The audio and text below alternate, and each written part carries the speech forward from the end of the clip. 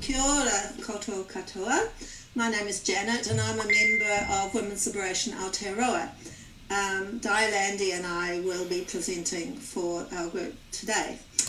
Women's Liberation Aotearoa is a left-wing feminist group promoting women's rights and women's democratic participation in Aotearoa. We also support the International Women Human Rights Campaign, and we work in partnership with Mana Wahine Kōrero.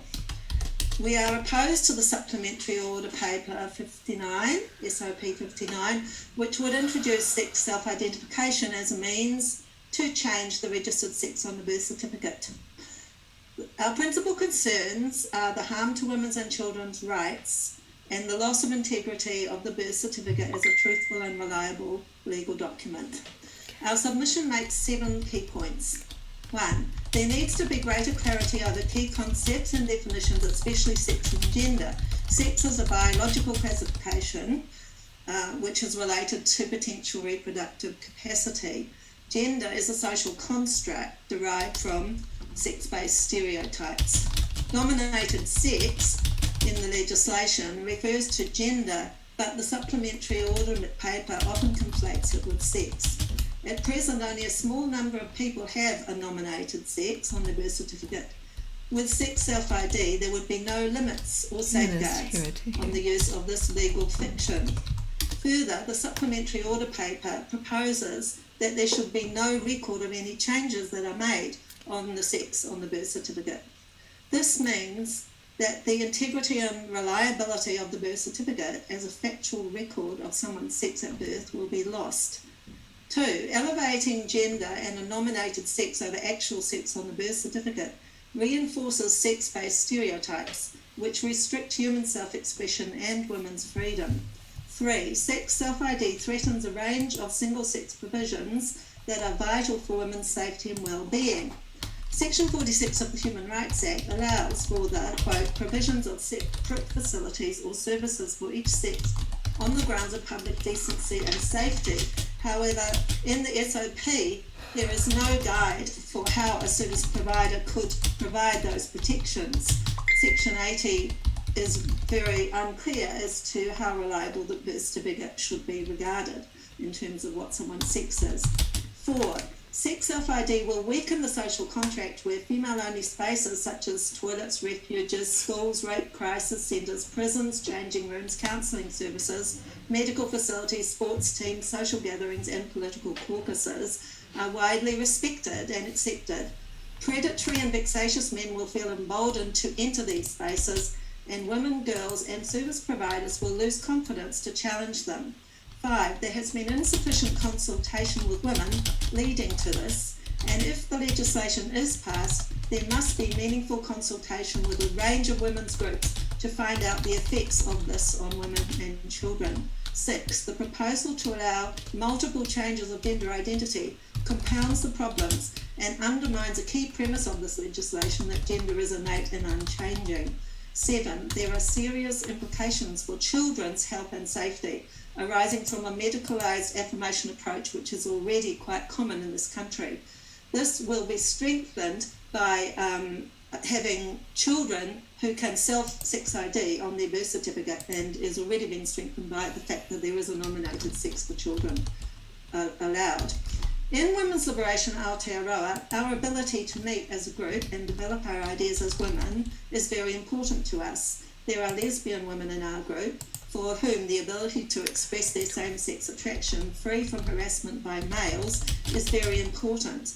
There are women who felt that they could have been boys when they were children and are now living happily as lesbians. It was the ability to socialise with other lesbians and feminists that helped them to feel comfortable with themselves. There are parents and grandparents who are concerned about the gender ideology that is being taught to children in schools. There are women who have faced harassment and sexual violence from men, including as children, and including an assault from a man dressed as a woman. So all these women in our group, we know from experience how important safe female spaces are, and I'm quite sure... Okay, really looking forward to the chat on it in Feminist Heretics. We support the human rights of all people, including trans people. Okay. It is the human rights of women who have been overlooked here and must be urgently addressed. We recommend scrap the supplementary order paper and scrap all proposals for sex self-ID on the birth certificate. Hold a commission of inquiry about how to balance the rights of women and trans people. Consult widely with women. Remove provisions for children to have a nominated sex on the birth certificate. Retain the code that indicates that the sex has been changed on the birth certificate.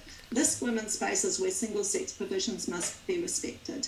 Ngā mihi, and now I pass over to Di Landy, my co-presenter. Welcome, Di. Go for it.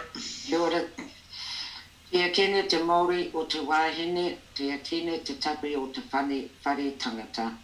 Tia kene te Māori o ngā tamariki, me ngā mokopuna. Ti hei Māori ora. Ko Di Landy aho, and as a sovereign woman, I'm reserving my right to address the Crown. Today I represent Women's Liberation Aotearoa, WLA, and I'm a founding member of Aotearoa, the sister group to WLA. I'd like to remind the Crown of its obligations under Hei Whakapūtanga ne Tītiriti o Waitangi. It is our belief that this bill breaches both. I've got more birth Trans rights are human rights, nothing more and nothing less. You will never comprehend the deep respect and love I have for transvestites and transsexuals. I was 7 years old when my 6'2" neighbour Sandy pulled me out of a burning house fire. Sandy saved my life. Excuse me. In the early 2000s, I ran and funded a women's boarding house in Wellington where we housed a pre-op, socially transitioned man, Ashley. She was able to live in the role of a woman and participated in the daily house rules, tasks and rituals. Both these people occur in Mati now.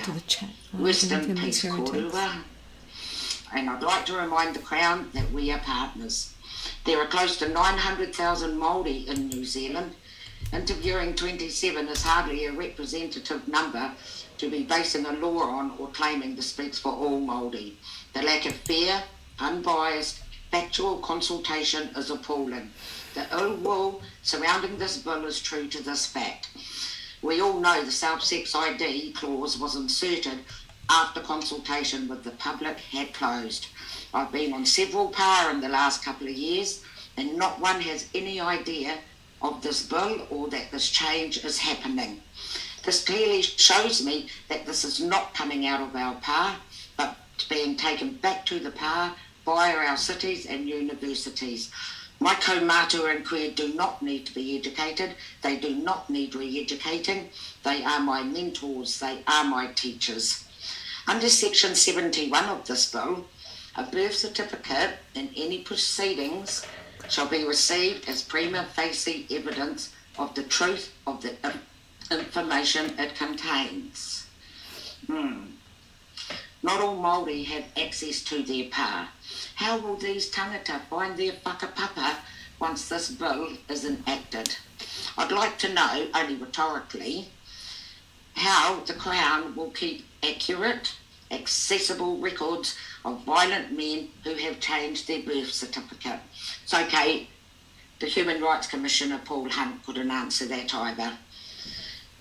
Shane Winter, Blaine Maney and Laken Mackay, these men have all committed heinous crimes. All Crown departments have sold out and been captured. As a case in point, the Department of Statistics no longer collects sex data. They collect data according to the Yogyakarta principles, which are not law anywhere. Finland, Germany, Sweden, UK and Spain have all said no to self-sex ID. Yet here is New Zealand heralding it in without a care in the world for the far-reaching ramifications for women and children.